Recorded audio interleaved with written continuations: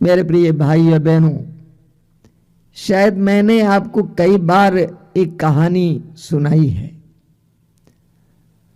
और वो कहानी है एक इंसान की कहानी जो एक बार एक पहाड़ पर चल रहा था। नंगे पहाड़ पर चल रहा था। चलते चलते अचानक फिसल कर घाटी की ओर गिर पड़ा। जब वो घाटी की ओर, गहरी घाटी की ओर जा रहा था, गिर रहा था, उसको एक छोटे से पेड़ की डाली का सहारा मिला। उसने उस डाली को पकड़ लिया। डाली टूटी नहीं, वो आसमान और उस घाटी के बीच में लटका हुआ था। उसने चारों ओर देखा, कोई इंसान दिखाई नहीं दे रहा है, और उस परिस्थिति में उसको ईश्वर याद आता है। हमें भी अक्सर ऐसा ही होता है। जब दुर्बल होते हैं, निस्सहाय होते हैं, तब हमें ईश्वर याद आता है। उसने पुकारा, हे प्रभु मुझे बचाइए। उसकी आवाज पूरी घाटी में गूंज रही थी। हे प्रभु मुझे बचाइए। कोई जवाब नहीं, लेकिन वो पुकारता रहा। कुछ देर के बाद आवाज आई, बोल बेटा मैं क्या करूं तुम्हारे लिए। कहा कि मुझे बचाइए। प्रभु ने पूछा कि क्या तुम मुझ पर विश्वास करते हो कि मैं तुम्हें बचा सकता हूं। वो एक अच्छे मसीही था। वो एक अच्छा मसीही था, और वो प्रार्थना बोलने लगा, मैं स्वर्ग और पृथ्वी के सृजनहार सर्वशक्तिमान पिता परमेश्वर पर विश्वास करता हूं। प्रभु ने कहा, ये तो मैं तुम्हारे बचपन से तुम्हारे मुंह से सुन रहा हूं। क्या तुम वास्तव में मुझ पर विश्वास करते हो? जैसे मैं कहूंगा वैसे तुम करोगे? उसने कहा, बोल के तो देख। प्रभु ने कहा, यदि तुम मुझ पर विश्वास करते हो, ये विश्वास करते हो कि मैं तुम्हें बचा सकता हूं, तो मैं तुम्हें एक आदेश देता हूं। जिस डाली को तुम पकड़े हो उस डाली को छोड़ दो। उसने कहा, नहीं प्रभु, मैं इस डाली को छोड़ नहीं सकता हूं, मुझे इस डाली के साथ बचा लीजिए। हमारी भी कुछ ऐसी ही कहानी है। कुछ दिन पहले एक दंपति मेरे पास आए, जवान दंपति, छोटा सा बालक है उनके साथ। पत्नी अपने पति के बारे में, अपनी सास के बारे में बोलती जा रही थी। मैंने पति से पूछा कि क्या बोल रही है, समझ में नहीं आ रहा तुम्हारे। उसने कहा कि ये पुरानी बातें रटती रहती हैं। पुरानी बातें रटती रहती हैं, ये भूलती नहीं है। उस बेटी ने कहा कि मैं भूल नहीं सकती हूं। देखिए, हमारे जीवन में जो दुख मिले हैं उसको हम भूल नहीं सकते हैं, लेकिन उन सारे दुखों को, पीड़ाओं को, उन सारी चोटों को हमें विश्वास की दृष्टिकोण से देखना है और उनको छोड़ देना है। जब हम इस तरह छोड़ देंगे तो प्रभु हमारे जीवन में कार्य करने लगेंगे। इस्यास नबी के ग्रंथ के अध्याय 43 उसके वाक्य 18 में प्रभु कहते हैं, पिछली बातें भुला दो, पुरानी बातें जाने दो। पिछली बातें भुला दो, पुरानी बातें जाने दो। हम सबके अंदर एक बहुत बुरी आदत है, पुरानी चीजों को रखे रहने की आदत, पुरानी चीजों को पकड़े रहने की आदत। ब्रश इस्तेमाल करते हैं, जब पुराना हो जाता है तब भी हम रखे रहते, काम आएगा। कोई भी डिब्बा हम इस्तेमाल करते हैं, रखे रहते हैं, काम आएगा। एक बार मैं एक जगह गया हुआ था कई साल पहले। रेलवे स्टेशन के पास में अस्पताल है और बहनें रहती हैं, और कुली मेरा सामान ले गया वहां तक, और वहां से आते समय भी एक कुली मेरा सामान लेके आया। स्टेशन पर खड़ा था ट्रेन के लिए। उस कुली ने कहा कि जानते हैं सर, यहाँ पर एक बहन काम करती थी, उनका रिटायरमेंट हुआ, वो चली गई अपने देश, तो पता नहीं कितना सामान लेके जा रही थी। मैं ढो के थक गया।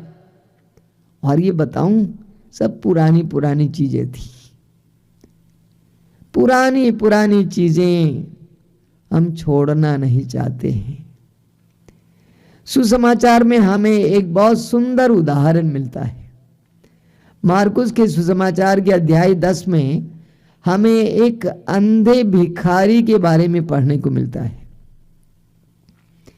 जेरिको नगर के सड़क के किनारे वो भीख मांगने के लिए बैठा हुआ था। मैं सोचता हूं कि उसके साथ और भी बहुत सारे भिखारी रहे होंगे, उनमें कई अंधे भी रहे होंगे। लेकिन अचानक चहल पहल हुई, आवाज सुनाई दी, तो उसने लोगों से पूछा कि भाई क्या हो रहा है। लोगों ने कहा कि यीशु नाजरी यहां से गुजर रहे हैं। जब उसने सुना कि यीशु नाजरी यहां से गुजर रहे हैं, उसके अंदर यीशु के प्रति क्या लगन था, क्या विश्वास था। सोचिए, वो यीशु को पुकारने लगता है, ये यीशु दाऊद के पुत्र मुझ पर दया कर। सड़क के किनारे बहुत सारे भिखारी बैठे हुए थे, लेकिन उनमें से किसी के मुंह से आवाज नहीं निकली। लेकिन इस अंधे भिखारी के मुंह से निकली आवाज, हे यीशु दाऊद के पुत्र मुझ पर दया कर, हे यीशु दाऊद के पुत्र मुझ पर दया कर। वो ऊंची आवाज में पुकारता रहा। लोगों ने उसको चुप कराने का प्रयास किया, लेकिन उसकी आवाज और ज्यादा बुलंद होती गई और उसकी आवाज यीशु के कान तक पहुंच जाती है। वचन में लिखा हुआ है, यीशु रुक गए।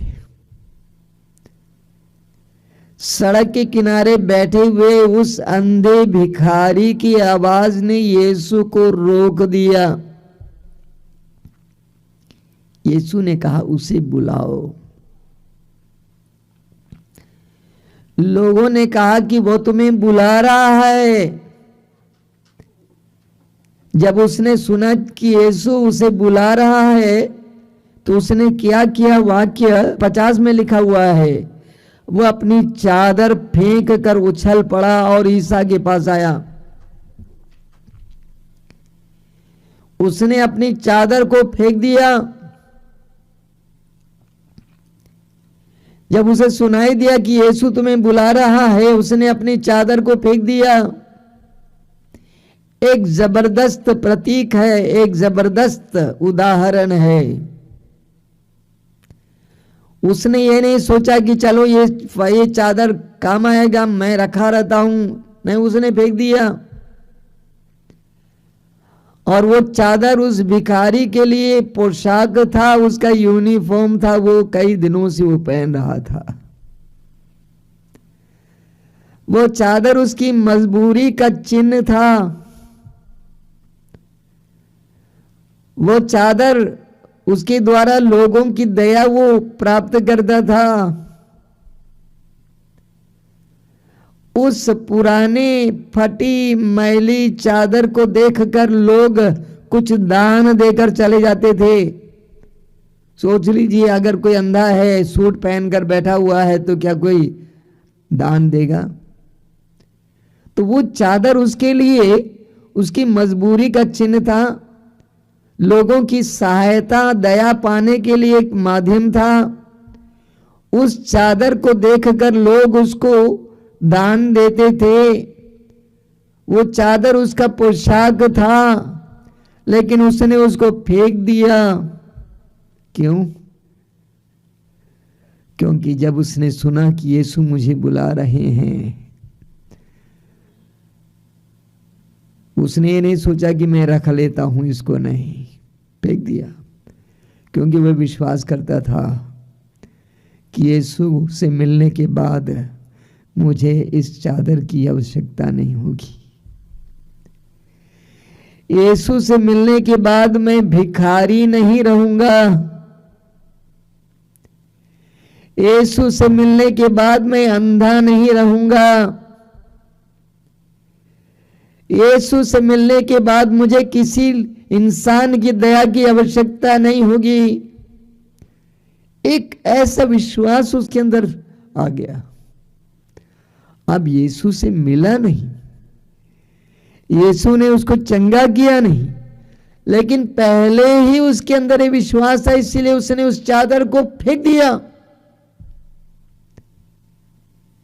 मार्कुस अध्याय 11 वाक्य 24, प्रभु यीशु कहते हैं, जब तुम मांगते हो प्रार्थना में विश्वास करो कि तुमने जो मांगा है वो तुम्हें मिल चुका है और वह तुम्हें दिया जाएगा। जब तुम प्रार्थना में मांगते हो विश्वास करो तुम्हें मिल चुका है और वो तुम्हें दिया जाएगा, मिल जाएगा। मार्कुस के सुसमाचार के अध्याय 5 में हम उस नारी के बारे में पढ़ते हैं जो 12 वर्षों से रक्तस्राव से पीड़ित थी। उसने अपने दिल में विश्वास किया, यदि मैं यीशु नाज़री के कपड़े के पल्ले को छू लूंगी मैं चंगी हो जाऊंगी। उस अंधे भिखारी ने भी कुछ ऐसा ही विश्वास किया।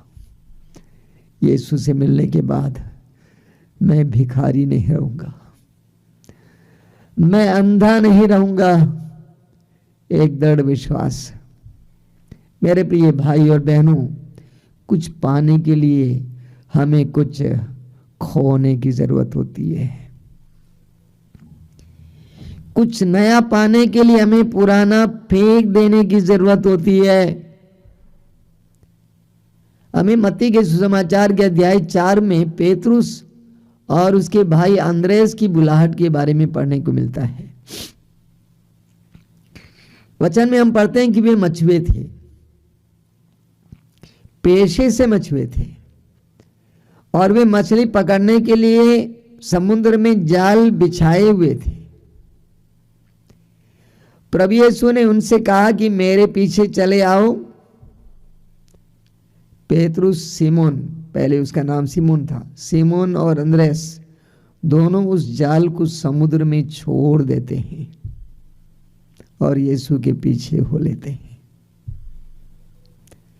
दोनों उस जाल को समुद्र में छोड़ देते हैं और यीशु के पीछे हो लेते हैं, मुड़कर नहीं देखते हैं। ये नहीं सोचते हैं कि हम जाल को निकाल देते हैं, किसी के साथ किसी के पास रख देते हैं या घर पहुंचा देते हैं, बिल्कुल कुछ नहीं। यीशु ने बुलाया, मेरे पीछे चले आओ। उन्होंने जाल को समुद्र में ही छोड़ दिया, पीछे छोड़ दिए। संत पौलुस फिलिपियों के पत्र के अध्याय 3 वाक्य 13 और 14 में अपने बारे में क्या कहते हैं? पौलुस कहते हैं कि भाइयों, मैं ये नहीं समझता कि वह लक्ष्य अब तक मेरी पकड़ में आया है। मैं इतना ही कहता हूं कि पीछे की बातें भुलाकर और आगे की बातों पर दृष्टि लगाकर मैं बड़ी उत्सुकता से अपने लक्ष्य की ओर दौड़ रहा हूं। पौलुस क्या कहते हैं? पौलुस कहते हैं, मैं इतना ही कहता हूं कि पीछे की बातें भुलाकर और आगे की बातों पर दृष्टि लगाकर मैं बड़ी उत्सुकता से अपने लक्ष्य की ओर दौड़ रहा हूं। पीछे की बातें क्या हैं? पौलुस एक आतंकी था। पौलुस ने कई मसीहों को पकड़वाया, मरवा डाला। पौलुस हत्यारा था, लेकिन पौलुस कहते हैं कि मैं पीछे की बातों को भुला देता हूं और आगे की ओर दृष्टि लगाकर बड़ी उत्सुकता से मैं दौड़ रहा हूं। इस दुनिया में बहुत सारे लोग पुरानी चीजों को त्यागने को तैयार नहीं है, पुरानी बातों को त्यागने को तैयार नहीं है। कुछ लोग कहते हैं कि मैं ऐसा ही हूं। आपके अंदर बहुत गुस्सा है भाई, ठीक है, मैं ऐसा ही हूं, मैं बचपन से ऐसा हूं, प्रभु ने मुझे ऐसा बनाया है। प्रभु ने तो नहीं बनाया है, परिस्थिति ने बनाया होगा। मैं जैसा हूं वैसे प्रभु मुझे प्यार करते हैं, ठीक है, सही है, ये प्रभु का बड़पन है। लेकिन प्रभु चाहते हैं कि आप बदलें। प्रभु चाहते हैं कि आप स्वतंत्र हो जाएं, आप अपने क्रोध से बाहर आ जाएं, आप अपनी वासना से बाहर आ जाएं, आप अपने लालच से बाहर आ जाएं। प्रभु चाहते हैं कि आप नए बन जाएं। कई लोग दूसरों के प्रति अपने जो दुर्भाव है उसको छोड़ने को तैयार नहीं है। कई लोग दूसरों के प्रति जो क्रोध है उसको छोड़ने को तैयार नहीं है। मरने को तैयार है लेकिन क्रोध को छोड़ने को तैयार नहीं, दुश्मनी को छोड़ने को तैयार नहीं है। एक बार एक धर्म बहन ने मुझसे कहा, सिस्टर ने कहा कि स्वामी जी ऐसा है, जिस जगह पे मैं काम कर रही थी गिरजाघर के बगल में एक ईसाई मसीही परिवार था। उस मसीही परिवार में एक बाबा थे, एक बूढ़ा थे, मरने को थे, बिस्तर पर पड़े थे लेकिन अपने पड़ोसी को गाली देते रहते थे। सिस्टर ने उसको समझाने का प्रयास किया, बाबा अभी काहे गाली दे रहे हैं, छोड़ दो बाबा छोड़ दो, लेकिन वो मानने को तैयार नहीं थे। अंत में एक दिन उसने अपने बड़े बेटे को बुलाया, कहा कि इधर आओ, देखो ये सिस्टर मुझे परेशान कर रही है, ये बोल रहे कि मैं पड़ोसी को क्षमा करूं, मैं तो क्षमा कर रहा हूं लेकिन तुम क्षमा नहीं करना। मनुष्य पुरानी दुश्मनी को छोड़ने को तैयार नहीं है। हमारे एक सहयोगी भाई हैं, मैं उनका नाम नहीं लेना चाहता हूं, वह अपने एक मित्र के साथ एक धंधा शुरू किए। मित्र के साथ उसने धंधा शुरू किया। मित्र के घर पे उसने धंधे के लिए आवश्यक संस्था बनाई, कमरा वगैरह बनाया, सारी मेहनत उसकी थी। कुछ दिन तक धंधा बहुत अच्छी तरह चला, अच्छी कमाई थी। लेकिन उसके बाद एक दिन ऐसा आया जब उसके मित्र ने उससे कहा कि तुम चले जाओ, हमारा शहर यहां से टूट जाता है। और उस भाई को अपनी पत्नी और अपनी छोटी बच्ची के साथ वहां से खाली हाथ बाहर आना पड़ा, इसलिए कि वो उसके घर पे था, उसको वहां से निकलना ही पड़ा। वो मेरे पास आया, उसने कहा कि स्वामी जी मुझे लगता है कि मैं उसको मरवा डालूं, क्योंकि मैंने बहुत मेहनत की है, मैंने बहुत परिश्रम किया है उस संस्था को, उस धंधे को बढ़ाने के लिए। मुझे लगता है कि मैं किसी तरह उसको मरवाऊं किसी के जरिए। मैंने कहा कुछ नहीं करना, भूल जाओ, प्रभु के हाथ में दे दो। स्वर्ग और पृथ्वी को बनाने वाले परमेश्वर के हाथ में तुम्हारे लिए बहुत कुछ है, छोड़ दो, प्रभु से जुड़ जाओ, प्रभु की आराधना में लग जाओ, प्रभु तुमको बहुत देंगे। लूकास के सुसमाचार के अध्याय 6 उसके वाक्य 38 में प्रभु कहते हैं, जिस नाप से तुम दूसरों के लिए नापोगे उसी नाप से तुम्हारे लिए भी नापा जाएगा। हमें उत्पत्ति ग्रंथ में एक बहुत सुंदर उदाहरण मिलता है। याकूब के 12 बेटों में से एक यूसुफ, जिसको याकूब बहुत प्यार करता था। यूसुफ को उनके भाइयों ने एक गुलाम की तरह मिस्रियों के हाथों बेच दिया, व्यापारियों के हाथों बेच दिया। लेकिन वही यूसुफ मिस्र देश में जाकर अंत में मिस्र का गवर्नर बन जाता है। उनके अपने ही भाई उसके सामने अनाज खरीदने के लिए आ जाते हैं। यूसुफ ने उनको पहचाना और अंत में उसने ये भी खुलासा किया कि मैं आपका भाई यूसुफ हूं। वे घबरा गए। यूसुफ से राजा ने कहा कि अपने पिता और अपने भाइयों को इस देश में बुलाओ, आदर सम्मान के साथ उनको यहाँ रहने के लिए जगह दो। ऐसा ही हुआ। लेकिन जब यूसुफ का पिता मर चुका था तो भाई घबरा गए, अभी पिताजी तो गुजर गए, ये हमारे विरुद्ध कुछ करेगा, ये प्रतिकार करेगा। और इसलिए उन्होंने जाकर यूसुफ से कहा कि आपको जो करना है कीजिए, हम लोग तैयार हैं। तो यूसुफ क्या कहते हैं, आप पढ़ेंगे उत्पत्ति ग्रंथ के अध्याय 50 वाक्य 20 में।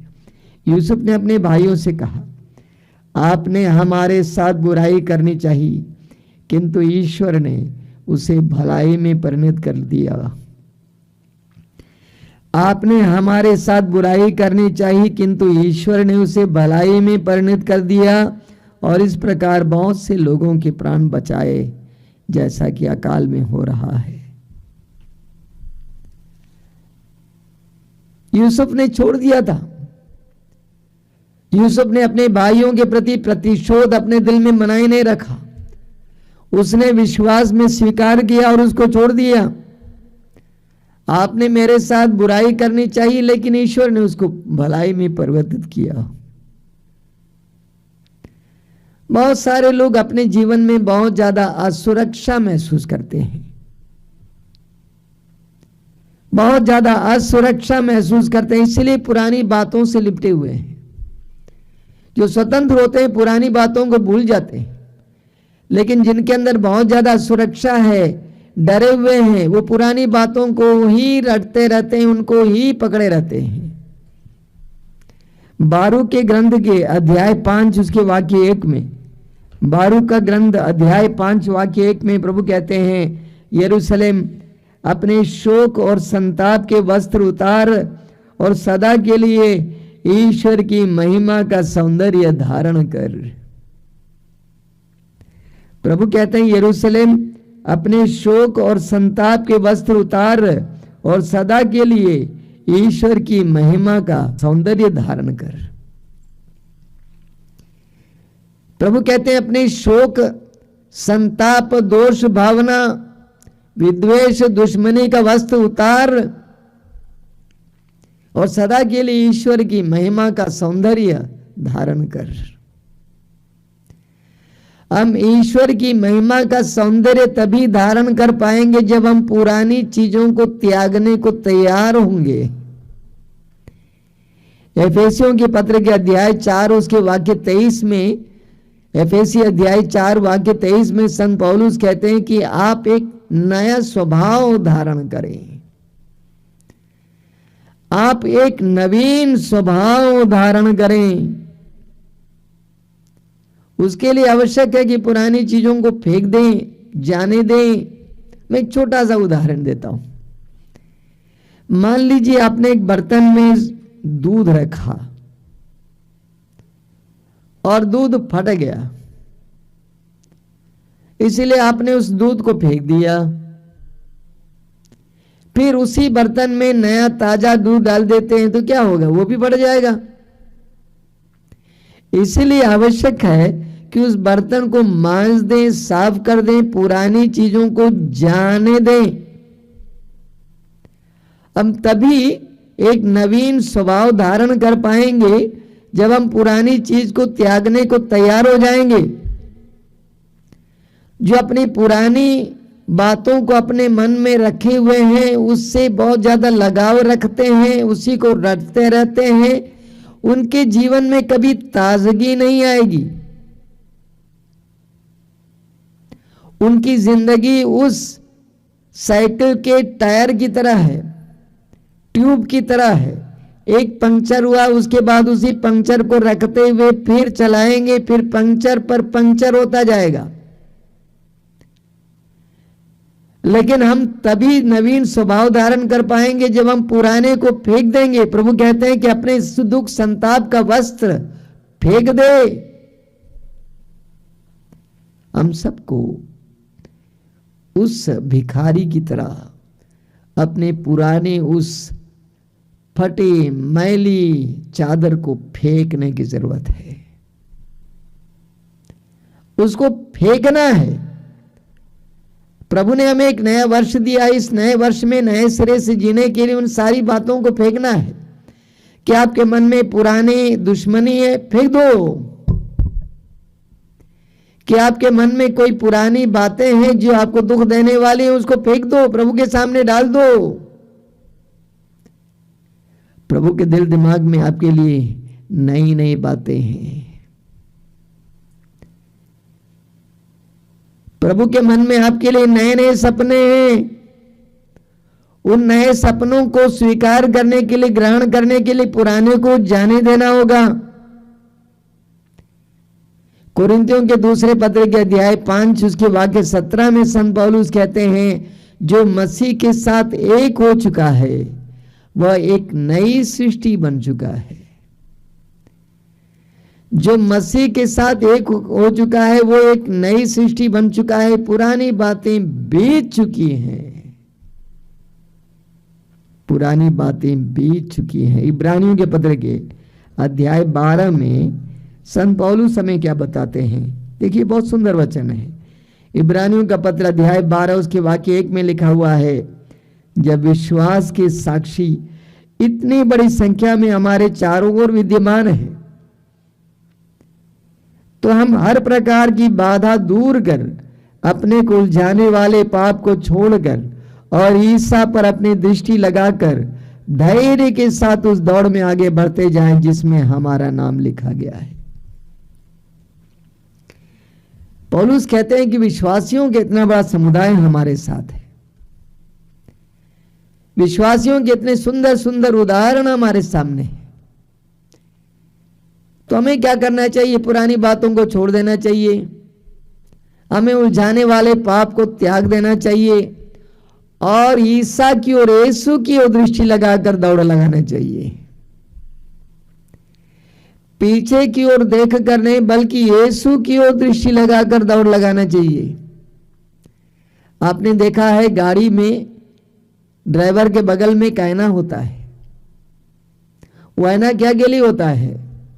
ड्राइवर का बाल बनाने के लिए? बिल्कुल नहीं, पीछे की गाड़ियों को देखने के लिए, पीछे की स्थिति को देखने के लिए।